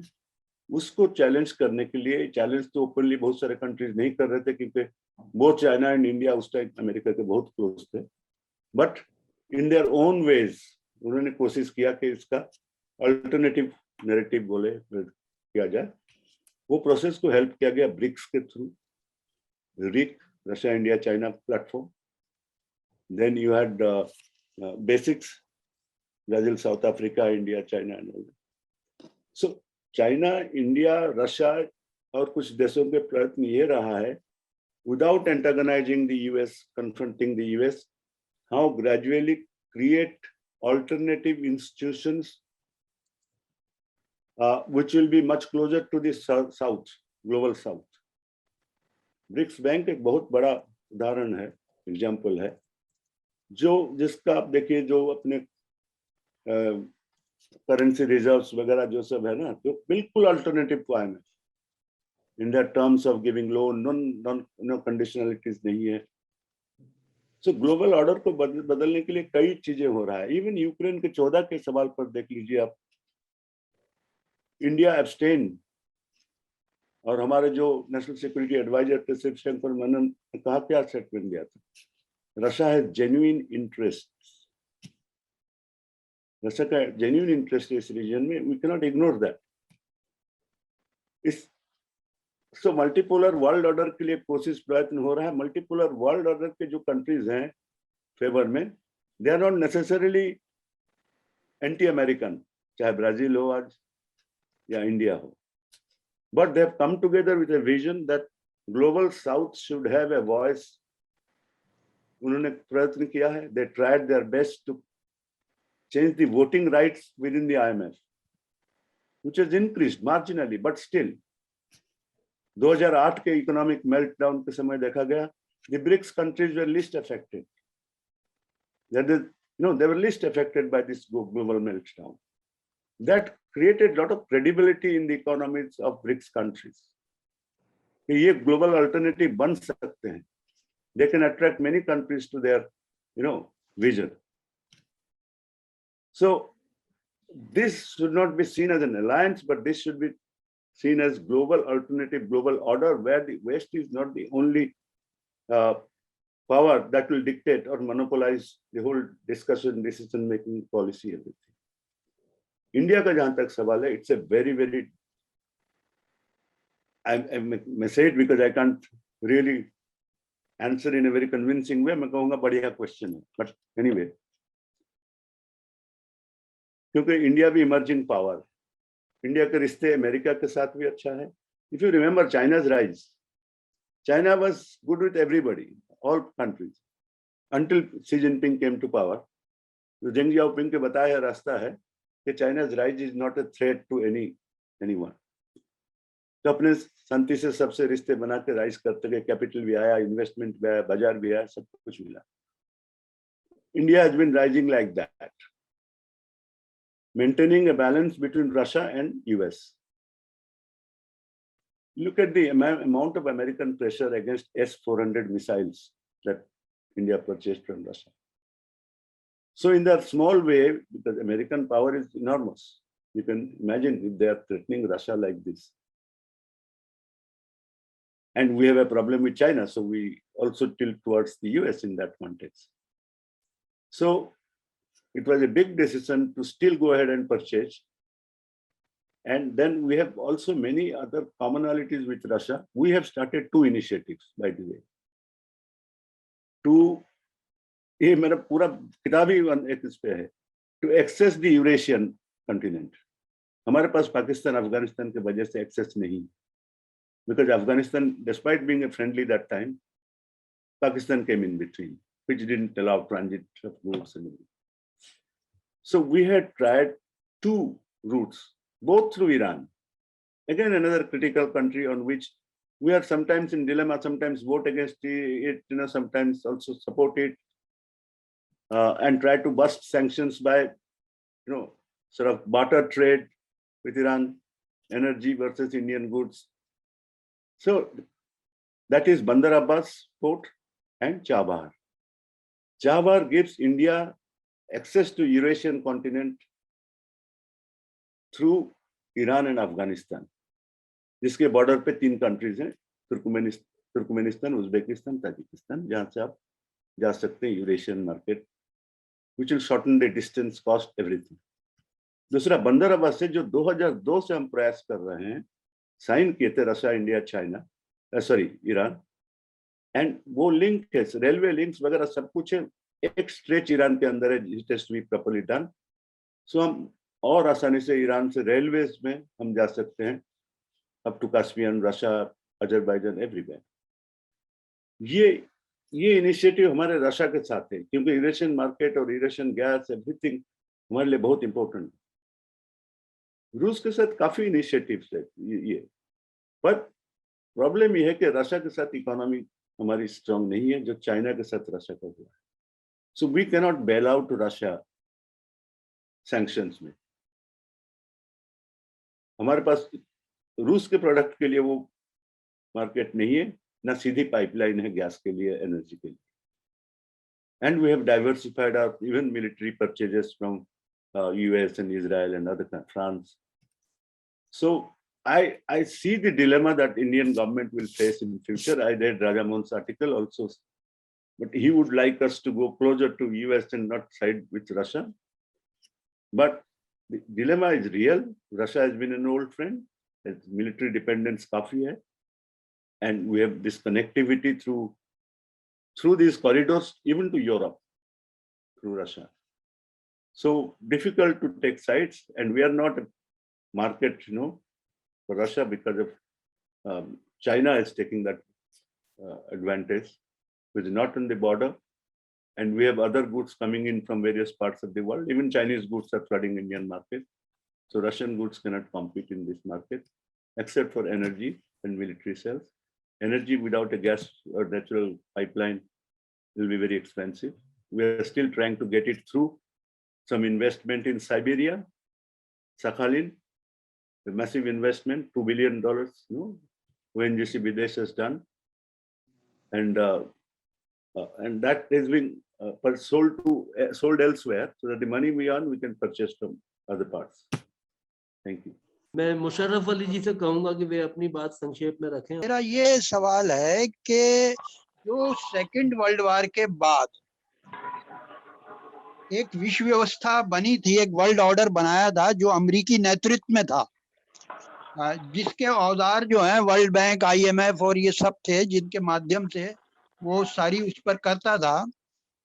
तो सोवियत संघ ढहने के बाद जो उसने एक फ्री मार्केट इकोनॉमी का जो एक ग्लोबलाइजेशन और इसके रूप में जो सामने लाया था, उसकी वजह से अमेरिका 15 साल में ही वो जो मॉडल था भूमंडलीकरण का, वो धाराशायी हो गया. जब धाराशायी हो गया तो उसके बाद से उसके समानांतर एक दूसरी विश्व व्यवस्था जो है वो चीन के नेतृत्व में उभर कर आ रही.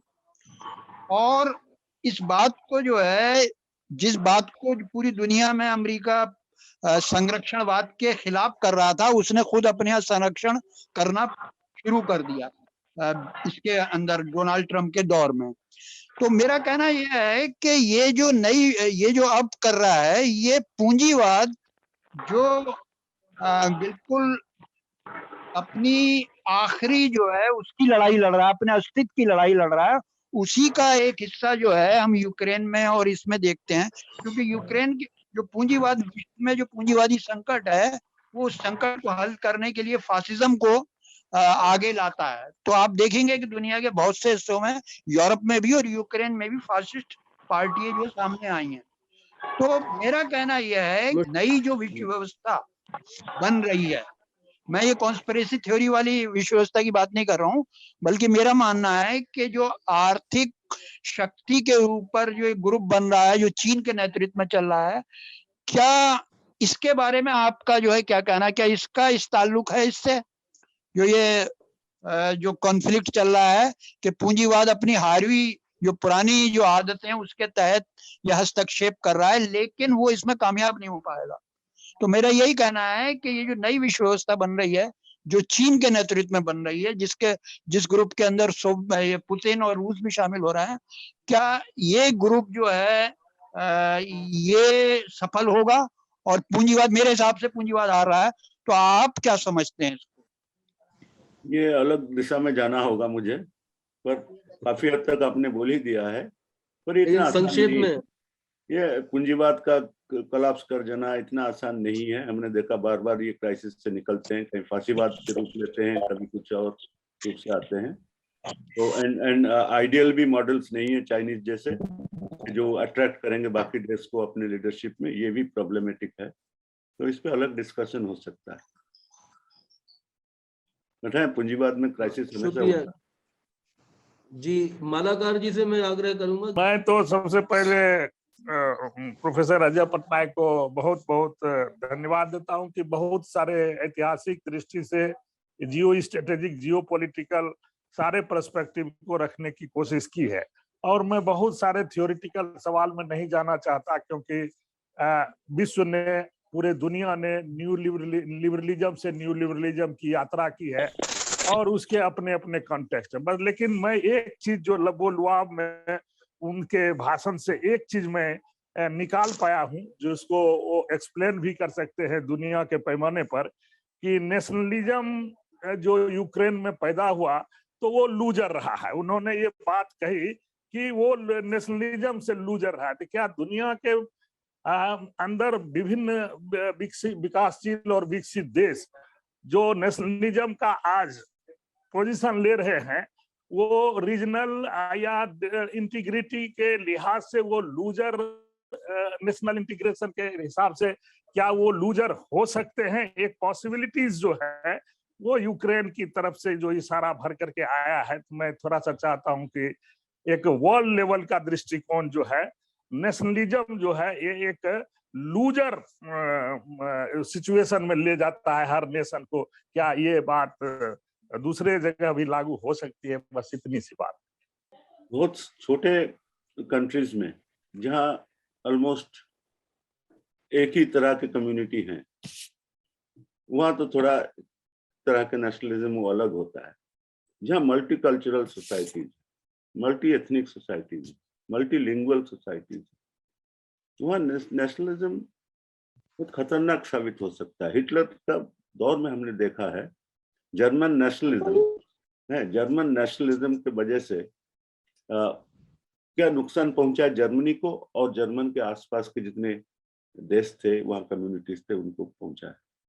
और आज जर्मनी के लोग इतने सचेत हैं कि वो नेशनलिज्म का, उनके देखिए आप सिस्टम में नेशनलिज्म को उन्होंने कोशिश किया कि विजिबल ना रहे पॉलिटिकल सिस्टम में।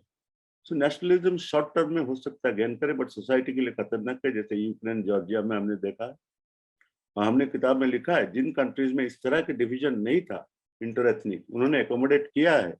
इवन सेंट्रल एशियन कंट्रीज, जहाँ लोग पहले कहते थे सोवियत समय के ये अंडरबेली है सोवियत यूनियन का, ये मुस्लिम है, इनका लैंग्वेज अलग है, ये कभी साथ नहीं रहेंगे, वो सोवियत यूनियन में लास्ट तक रहे, आखिर तक छोड़ना नहीं चाहते।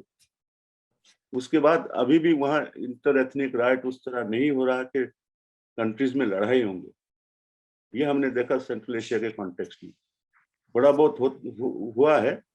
उज्बेक और Kyrgyz, Tajik minor conflict on border areas, पर उस तरह के वार में चेंज नहीं हो पाया। इसलिए अमेरिकन उसका फायदा नहीं ले पाए वेस्ट, क्योंकि वो फॉल्ट लाइन इतना डीप नहीं है कि आप लड़ा के ले लें अपनी। ये मैं आपसे सहमत हूँ, nationalism has a very short self life, और नेशनलिज्म के लिए हमेशा कोई टारगेट। हमारे हिस्टोरिकली प्रॉब्लम ये है कि पाकिस्तान बना इंडिया में 47 में, तो एक कन्वीनियंटली नेशनलिज्म के लिए वो हमेशा कुछ ना हमारे हॉस्टाइल रिलेशनशिप रहे, वरना जो है दुनिया में देखा गया कि नेशनलिज्म सस्टेनेबल नहीं है। एक सवाल जरूर आया है जो मैं आपको, वैभव नाम के साथी ने रखा है। उन्होंने पूछा है कि is China supporting Russia only to take Russia away from India and hurt our interests? If not, what is its real motive or objective? ये तो बहुत ज्यादा इमेजिनेशन को स्ट्रेच करना होगा कि आप China will manipulate Russia to the extent के वो हमसे अलग कर लेगा। रशिया से अलग होना जो है वो हमारे ऊपर डिपेंड करता है, क्योंकि हम जितना अमेरिका के साथ क्लोज होते जाएंगे, डिपेंडेंट अगर होते जाएंगे, रशियन गुड्स को, उनके इवन वेपन सिस्टम जो भी हम ले रहे हैं उसको धीरे धीरे कम करते जाएंगे, हम रूस से अलग होते जाएंगे। China can never do it because Russia also understand, मैंने जैसे कहा कि चाइना इज नॉट उस तरह के जो है संबंध नहीं चाहते कि दूसरे देशों के साथ जिनके अच्छे संबंध है रूस के वो कट जाएंगे और कट जाएं, ऐसा नहीं है। चाइना को भी किसी स्टेज में वो कॉम्पिटिटर के रूप में भी पा सकते हैं। एक अच्छा सवाल किसी ने पूछा था, मैं देखा था मैंने चैट बॉक्स में। हाँ हाँ प्लीज आप बताइए। बहुत बढ़िया सवाल है कि चाइना क्या पूंजीवाद के विकल्प की तरफ नेतृत्व लेगा? मुझे नहीं लगता China will be an alternative. China will be a global pole, major pole होगा जिसके चारों तरफ कई कंट्रीज आएंगे, और वो कैपिटलिज्म का अल्टरनेटिव नहीं होगा, क्योंकि चाइना में पूंजीवाद जो है काफी विस्तार किया है। पॉलिटिकल सिस्टम चाहे कम्युनिस्ट पार्टी के हाथ में हो, but market, free market, corporate sector, सब कुछ चाइना में। Chinese corporates are now dominating many countries in the world. तो इसीलिए मैं नहीं मानता हूं कि चाइना कोई कैपिटलिज्म का अल्टरनेटिव होगा। अल्टरनेटिव के लिए हमें और इंतजार करना पड़ेगा, कुछ बेटर अल्टरनेटिव। मुख्य रूप से जो हम सब लोगों ने आज की इस बातचीत में समझा है वो ये कि पूंजीवाद अपनी तरह से हर तरह के कॉन्फ्लिक्ट को, चाहे वो भाषा का हो, चाहे दो देशों के बीच का हो, वो उस कॉन्फ्लिक्ट को, उस दरार को बढ़ाने की कोशिश करता है, ताकि उसके पक्ष में भले चीजें ना जुट पाए लेकिन उसके विरोधी पक्ष में चीजें इकट्ठा ना हो। और ये जो यूक्रेन का या जॉर्जिया का इसके पहले जो विवाद रशिया के साथ में रहा है, इस सबको इस उरूज तक, इस ऊंचाई तक पहुंचाने में कि वो एक तरह से तीसरे विश्व युद्ध की घंटी की तरह से लोगों के दिमाग में बजने लगता है। ये एक परसेप्शन देने में एक कैपिटलिस्ट मीडिया की बड़ी भूमिका है, क्योंकि इसके जरिए वो मौजूदा सरकार को, मौजूदा एस्टेब्लिशमेंट को नाकारा साबित करने की कोशिश करता है, और ये साबित करने की कोशिश भी करता है कि ये अपनी जनता का ख्याल रखने में अक्षम है, और इस तरह से वो वहां डिस्कंटेंट को बढ़ाने की भी कोशिश करता है। आज हमारे साथ में देश से और दुनिया के अलग अलग हिस्सों से बहुत सारे साथी जुड़े। मृत्युंजय भी हमारे साथ लंदन से जुड़े हुए थे। कुछ साथी हमारे यूएई और दूसरे वेस्ट एशिया के मुल्कों से भी जुड़े हैं। असम से हमारे साथ डॉक्टर जमुना बीनी जुड़ी हैं। बहुत सारे जो कात्यायनी जो एक प्रमुख लेखिका और कवयित्री हैं, वो हमारे साथ जुड़ी। दिलीप रघुवंशी जी और भावना रघुवंशी जी आगरा से जुड़े हैं। आलोचक, हिंदी के प्रखर आलोचक बजरंग बिहारी जी जुड़े हैं। कहानीकार दिनेश भट्ट जी जुड़े, और बहुत सारे पत्रकार साथी भी हमारे साथ जुड़े हैं। समीरा नईम भी हमारे साथ जुड़ी हैं। मैं एक तरफ से कुछ साथियों के नाम लेता हूँ, और उसके बाद हम लोग, अगर इस बीच में कोई सवाल आया, हिम्मत छंगवाल जी का सवाल आया है कि अगर चाइना नहीं तो कौन कम्युनिस्ट प्रिंसिपल्स को लीड करेगा दुनिया में। आप इस पर आए, उसके पहले मैं एक बार कुछ साथियों के नाम यहाँ पर ले रहा हूँ। मृदुला सिंह जी नानर कांदन सारा तमिलनाडु से हमारे साथ जुड़े हैं। हमारे पूरे तमिल मित्रों में एक वही है जो बहुत ही अच्छी हिंदी भी जानते हैं, और हो सकता है कि वे इसके आधार पर जो आज बातचीत हुई तमिल अखबारों के लिए कुछ लिखने की कोशिश करें। नूतन आनंद हमारे साथ जुड़ी हैं बिहार से। राकेश हमारे के महासचिव लखनऊ से जुड़े हैं। शिवाजी मोहिते इंदौर से, सारिका सिन्हा भोपाल से, शशि भूषण उज्जैन से, सुरेश श्रीवास्तव जी दिल्ली से जुड़े हैं। सनूबर केशवार एक्टिविस्ट हैं, बम्बई से जुड़ी हैं। विनोद बंडावाला औरंगाबाद से जुड़े हैं। शरद कोकास छत्तीसगढ़ से जुड़े हैं। प्रेमचंद गांधी जयपुर से जुड़े हुए हैं। रोजिली पंजी उदयपुर से हमारे साथ जुड़ी हुई हैं। लीलाधर अहिरवार सागर मध्य प्रदेश से हमारे साथ जुड़े हैं। प्रमोद नामदेव SUCI की पार्टी से संबद्ध हैं और इंदौर से हमारे साथ जुड़े हैं। मिथिलेश राय जी शहडोल से हमारे साथ जुड़े हैं। कृष्णार्जुन बर्वे इंदौर से हैं और कोनिनिका रे नारीवादी एक्टिविस्ट हैं, वो दिल्ली से हमारे साथ जुड़ी हैं। अर्चिष्मन राजू भी हमारे साथ बेंगलोर से जुड़े हैं। हरराम सिंह जी हमारे साथ जुड़े हुए हैं इंदौर से और मंदसौर से। निरंजन श्रोत्रिय जी हैं जो बहुत प्रमुख कवि हैं और वरिष्ठ कवि हैं और वो हमारे साथ गुना मध्य प्रदेश से जुड़े हैं। पूजा सिंह, जहाँ तक मैं समझ रहा हूँ कि हमारी पूजा जो एक युवा पत्रकार हैं वो और कवियत्री हैं, वो हमारे साथ जुड़ी हैं भोपाल से। राजनारायण बोहरे जी वरिष्ठ पत्रकार हैं, वरिष्ठ कहानीकार हैं, वो हमारे साथ दतिया से जुड़े हैं। अभय नेमा भी पत्रकार साथी हैं हमारे और वो विदेशी मामलों में खास दिलचस्पी रखते हैं। श्रवण गर्ग जी भी काफी दिलचस्पी रखते हैं, वे हमारे साथ जुड़े हुए हैं। और मुशर्रफ अली जी को आपने सुना ही, और सचिन श्रीवास्तव भी हमारे युवा पत्रकार साथी हमारे साथ भोपाल से जुड़े हैं। मुथु वीरप्पन मेरे ख्याल से बंबई से हमारे साथ जुड़े हैं फिलहाल। और अनिल हाथू का मैंने बताया बिहार से। अनिल चौबे छत्तीसगढ़ रायपुर से हमारे साथ जुड़े हैं। डॉक्टर संतोष कुमार लखनऊ से। राहुल भाई जी और आशीष भाई जी जो एप्सो के भी कार्यकर्ता हैं, All India Peace and Solidarity Organisation के, वे सागर से हमारे साथ जुड़े हुए हैं। और गिरीश पटेल जी अनूपपुर शहडोल से मध्य प्रदेश से हमारे साथ हैं। हमारे युवा वकील साथी और AISF AIYF के कॉमरेड बजिंदर भी हमारे साथ जुड़े दिल्ली से। हरीश करमचंदानी जी प्रमुख वरिष्ठ कवि हैं, वो हमारे साथ जयपुर से जुड़े हैं। और सारिका श्रीवास्तव रायपुर से हमारे साथ, इंदौर और रायपुर से हमारे साथ जुड़ी हैं। बहुत सारे और साथी थे जो आए और गए, लेकिन अभी भी 66 साथी हमारे साथ में हैं। मैं अनेक लोगों को नाम से नहीं, मतलब नाम यहाँ दिख रहे हैं लेकिन वैसे परिचित नहीं हूँ, इसलिए माफी चाहता हूँ। वैभव हमारे साथ, वैभव पुरंदरे जो साइंटिस्ट हैं और हैदराबाद से हमारे साथ जुड़े हुए थे। आवान अबरार, दीपक, अभिषेक, सौरभ और अनेक अन्य साथी जिनका मैं नाम नहीं ले पाया या जो बीच में यहाँ से रुखसत हुए, वो उनसे मैं माफी चाहता हूँ। एक आखिरी सवाल, माही आप कहाँ से हैं? आप प्लीज अपना कांटेक्ट डिटेल भी छोड़ देना, लेकिन आपका सवाल मैं तब तक रख देता हूँ। उन्होंने चैट बॉक्स में पूछा कि Russian invitation to Pakistan PM, is this some kind of message to India? मैं इससे पहले कि प्रोफेसर पटनायक अपने, अंतरराष्ट्रीय राजनीति में रोज चाय पानी की अनेक घटनाएं घटित होती हैं और वो जो अखबार हैं उनके लिए मसाले का काम करती हैं। लेकिन प्रोफेसर पटनायक जैसे अकादमिशियनों से, जिन्होंने इतिहास और वर्तमान और एक व्यापक अर्थ में राजनीति को समझने की चेष्टा की है, हमारे साथ में हमें समझाने की भी चेष्टा की है, और उनके लिए शायद ये सवाल कि कोई किसी को चाय पर मिल रहा है या, तो सब अपनी अपनी तरह से शतरंज की बिसात पर रोज कुछ ना कुछ गोटियां चलने की कोशिश करते हैं, लेकिन आखिरकार व्यापक राजनीतिक, आर्थिक और जियोपॉलिटिकल हित जो हैं वो रिश्तों की दिशा को तय करने में एक भूमिका अदा करते हैं। प्रोफेसर पटनायक, शुक्रिया।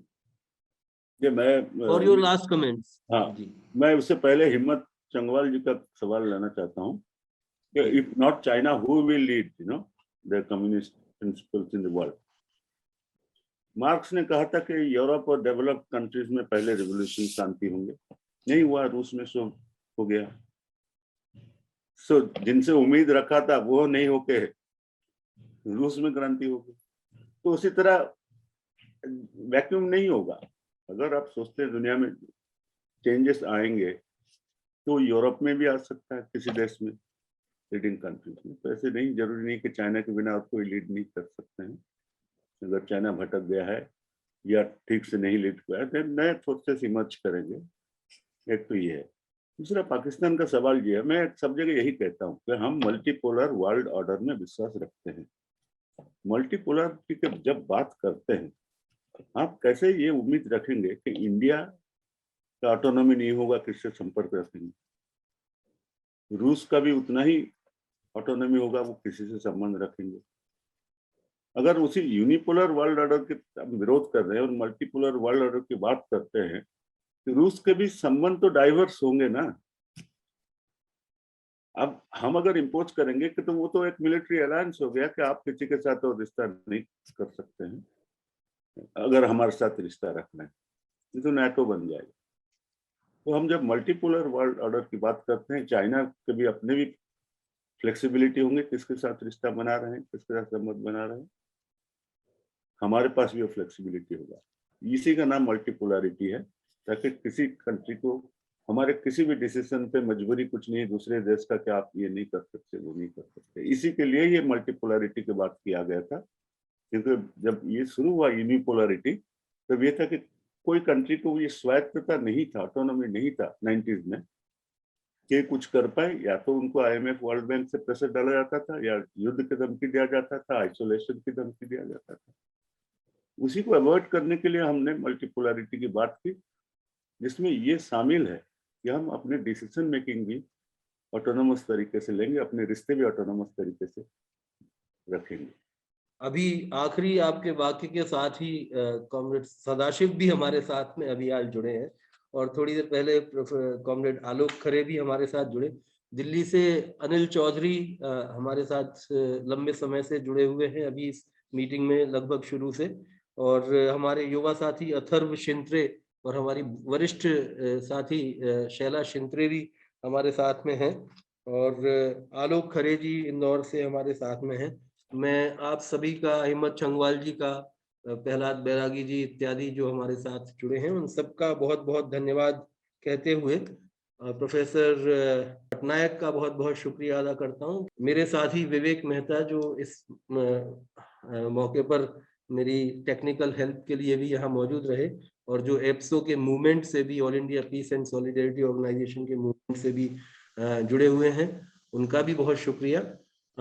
आप सबको बहुत बहुत शुक्रिया देने के साथ ही मैं इजाजत लेता हूँ।